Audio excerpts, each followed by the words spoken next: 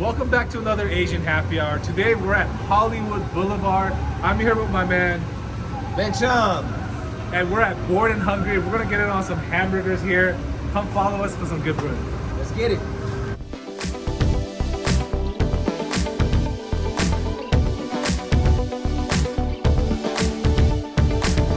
Two OG burgers and a mutant burger, salt and pepper fries, and we'll get the soda too. Yeah. Let's go. All right, so we just ordered some burgers right now. Ben, thanks for pulling up to Bored and Hungry here in Hollywood. We're supporting our friend Andy Wynn. This is And Kevin Saw. And Kevin Saw. Kyun. All those guys right now. And you know, Ben, he's a good friend of mine. We met several years ago on Clubhouse, right? On Clubhouse. We were doing a lot of like chat rooms and talks. I know Ben has his podcast going on too. I know you mentioned earlier on that you might have a different podcast that's going to go on as well too. Yeah. Want to talk a little bit about that? Yeah, I got a new one with my homie Ryan Kim. It's called Conversations. Okay. Conversations. Conversations. You guys get to play on words. Right. And me and my boy Kevin Saw, who's the co-owner of Bored and Hungry, we're starting a new cast called Good Service. Oh, really? Good Service is, so that will be coming soon. Burgers right here. Vegan. Nice, that's me. I'm gonna try that burger vegan for the first time. And then 2 regular. Oh, awesome! Thank you so much. guys. Thank you, appreciate you. Thank you. All right, so we got our bags on right now with our burgers. Oh man, vegan. I got the beef. I tried the beef last time, but I'm gonna try the vegan this time just to see how that flavor is. Gosh, I am so excited for Man. this. I'm just gonna tear this thing up. Yeah, Oh goodness. this is the salt and pepper fries. Look at that. Zoom in there real quick. Look at that fries right now. Ooh. I'm gonna do what I always do with burgers. I'm gonna open up the bag like this and put it like a placemat. I love people's like eating techniques. Oh yeah. You know, everybody has their own unique eating techniques. Mine's probably not that tight right now. I'm very neat. I don't want to tear my bag It's up. good. I feel like this is also like really cool artwork. Yeah, it is. I like the stickers on it too. I still say sir, but Oh, you know what we need, bro? We need ketchup. sauces. Yeah, we need ketchup. Okay. All We get ketchup. Look at that vegan burger right now. Looks good, right? So I'll take a quick bite of it while he gets the ketchup. I'm gonna do it without the ketchup. Let's see.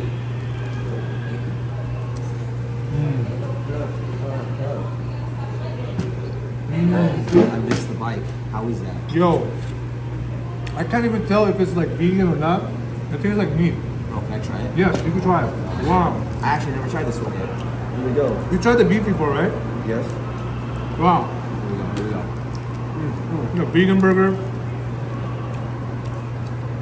It's very flavorful, huh? If I didn't tell you this was vegan, you wouldn't know. Right? No, I wouldn't. It looks just like a burger. Seriously, it's crazy. Look at that. Oh my god. Wow. That's delicious. Nice. You wanna try? You wanna try the regular burger, the OG burger? Hold on, I gotta cleanse the palate. Oh, okay.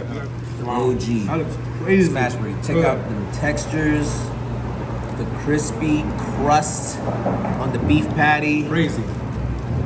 Yo, shout out to Andy. Shout out to Andy. Kevin, Kevin. Chef Nando. You did good, bro. Here we go. So here's that beef one, I the got you. Smashburger. Yeah. How's that? Pause. I'm gonna get it on this right here.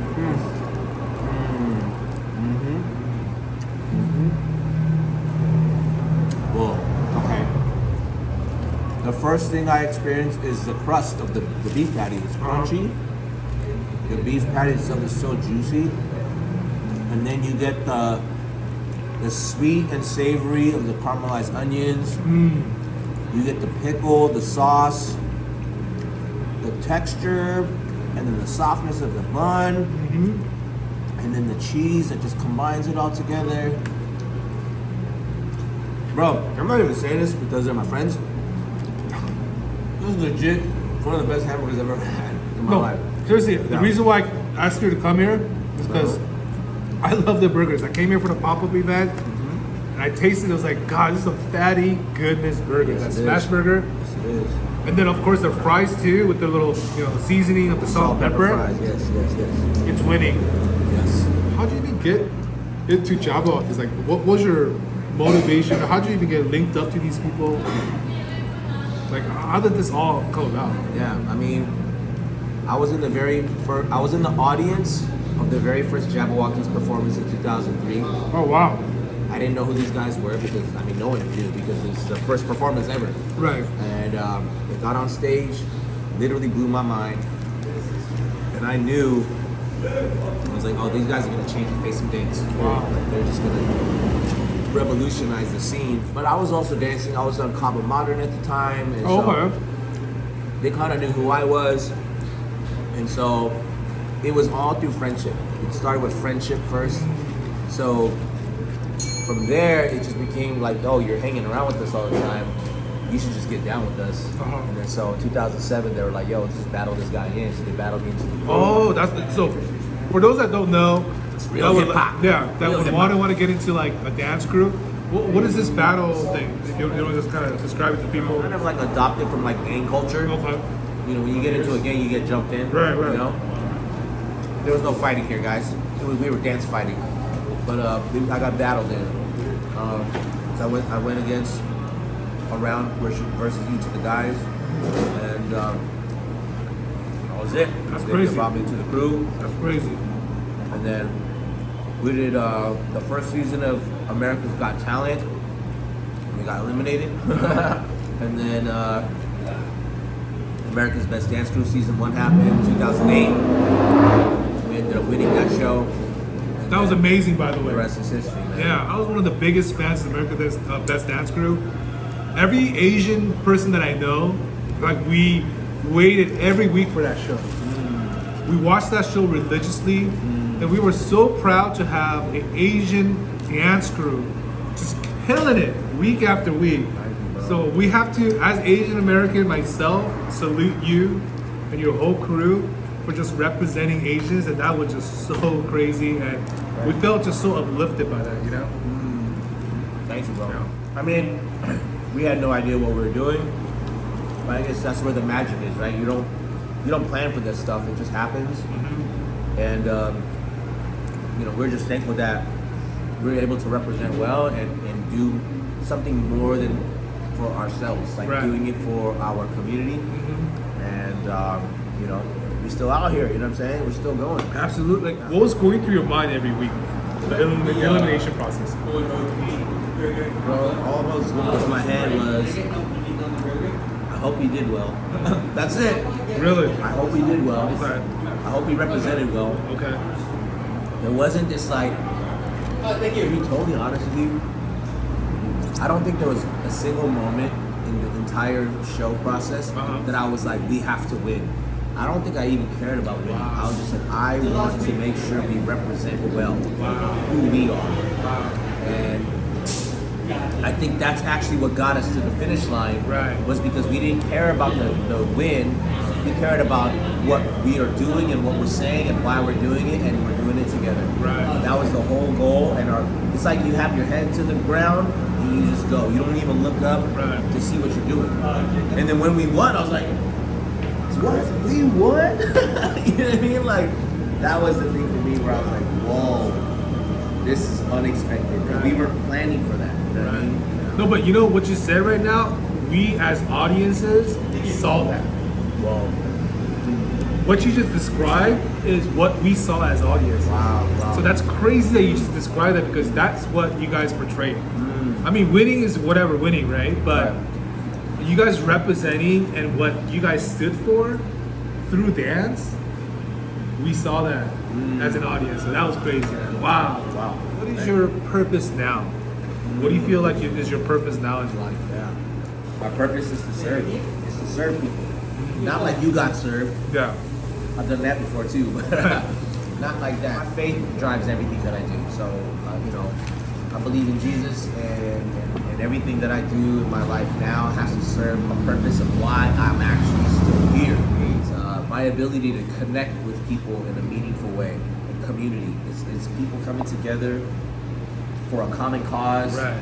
to share a vision, and that was how I was able to like connect with these groups, because I actually genuinely wanted to get to know the people that that are in these crews, but also like, how can I also add value to your life? How can I serve you? How can I help your vision And so that actually led me even further deep, where I love these conversations, like breaking bread, Right. having a meal, having a conversation. Right. The meal is such a powerful tool where it brings people together, because we all need food, we all need to Right. eat, we all need to get fed. Right. And when you're feeding each other, it opens up like that space of like, hey bro, how are you, man? Us doing this right now, we're doing this over a meal, and whoever's watching and Right. listening is joining. There's power in Absolutely. communion, like breaking bread and having a conversation. So for me, I found podcasting from a dancer to a podcaster, you know what I mean? And like, that to me is something that I would have never guessed that I would do. But Right.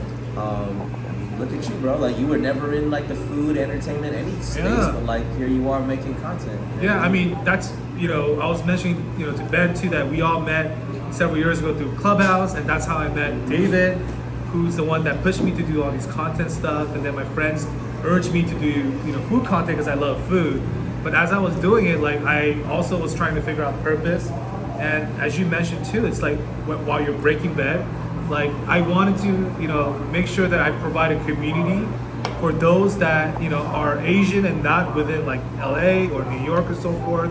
There's a lot of Asian people out there in like middle of nowhere that never really had what I had growing up in Cape Town, which I was blessed, to be growing up here, to have such a big Korean community, that had that support system.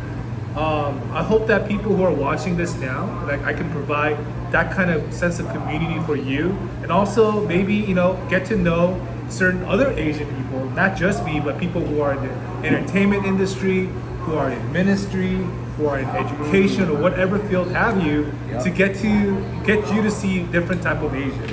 So I guess that's the reason why we're aligning here. That's it. We're sitting next to each other right now, That's it. and we're chopping it up.